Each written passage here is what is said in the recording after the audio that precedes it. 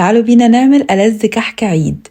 هعمل الحشوة الأساسية وهي الملبن، بحط عليه سمنة وأعجنه كويس وأكوره كور صغيرة وأشيله في التلاجة. بنخل الدقيق كويس وأضيف عليه الخميرة والسمسم ما يكونش محمص والفانيليا والبيكنج باودر وأقلبهم كويس مع بعض وأتأكد إن هما اندمجوا سوا. وفي كوباية بجهز فيها مية وحليب وبضيف عليهم سكر بودرة وروح الكحك وأقلبهم كويس مع بعض واسيبهم على جنب. بعد كده بدوب السمنة، بتكون سخنة مش مقدوحة، بنزل بيها على الدقيق وبسهم كويس مع بعض زي كده. بعد كده بضيف خليط الحليب اللي جهزته، بعجنهم كويس بس مش بعجن كتير، يدوب بس المكونات كلها تمتزج مع بعضها. باخد كورة واتأكد ان مفيهاش شقوق كده يبقى تمام. بسيبه يتخمر 10 دقايق. بعد كده ببدأ ان انا اشكله. باخد كورة كده وبحط فيها من الملبن اللي انا عملته وبنقشه بقى. تنقشيه بالشكل اللي انتي تحبيه، انا بحب انقشه بالمنقاش. بعد كده بسويه في الفرن على درجة حرارة 160 في الرف الوسطاني، بياخد من 20 ل 25 دقيقة في الفرن. المكونات كلها هتلاقوها تحت الفيديو، واوعدكم ان انتوا هتدوقوا احلى وانعم كحك للعيد. وكل سنة وانتوا طيبين، ومستنية التطبيقات بتاعتكم. تعالوا نعمل مع بعض بسكوت العيد القمر المقرمش اللي بنشربه مع كوباية نسكافيه او كوباية شاي بلبن. اول حاجة بعملها بدفي الحليب وبضيف عليه نشادر. هتلاقوا النشادر فارط زي ما انتم شايفين كده. بسيبه على جنب، وبعد كده ببدأ اضرب زيت وسمنة مع بعض. المكونات كاملة هتلاقوها تحت الفيديو. بضيف معاهم سكر بودرة، واهم حاجة ان السمنة تكون طالعة من التلاجة لحد ما يبقى القوام كريمي زي ما انتم شايفين كده، بيبقى اقرب للكريم شانتيه. بضيف عليه البيض واحدة واحدة.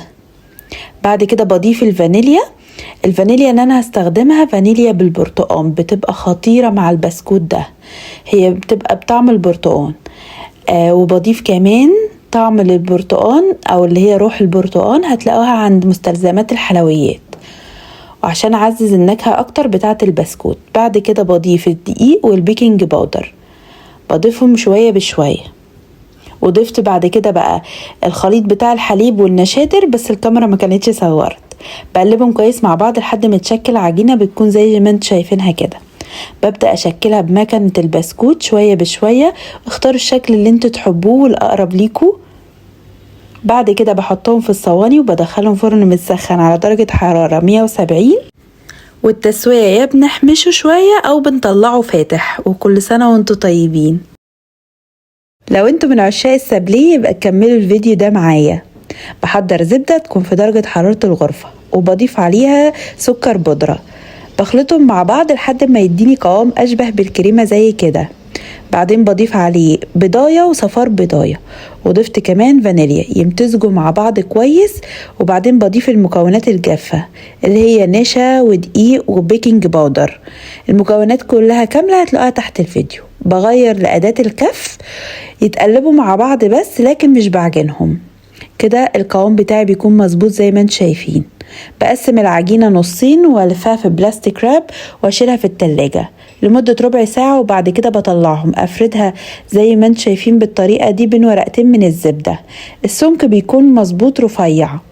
بأي قطعة عندك او اي كوباية او المتوفر تقطعيه. وبعد كده برصه على الصواني وادخله الفرن يكون متسخن قبلها على درجة حرارة 180 في الرف الوسطاني. بياخد بالظبط من 10 ل 15 دقيقة. ولما يطلع بسيبه يبرد في الصينية وبعدين بزينهم بالطريقة اللي انتي تحبيها. اتمنى تكون الطريقة عجبتكم ومستنية التطبيقات بتاعتكم كلها. اقروا كل الملاحظات اللي انا سايبها لكم تحت الفيديو عشان يظبط معاكم كمان.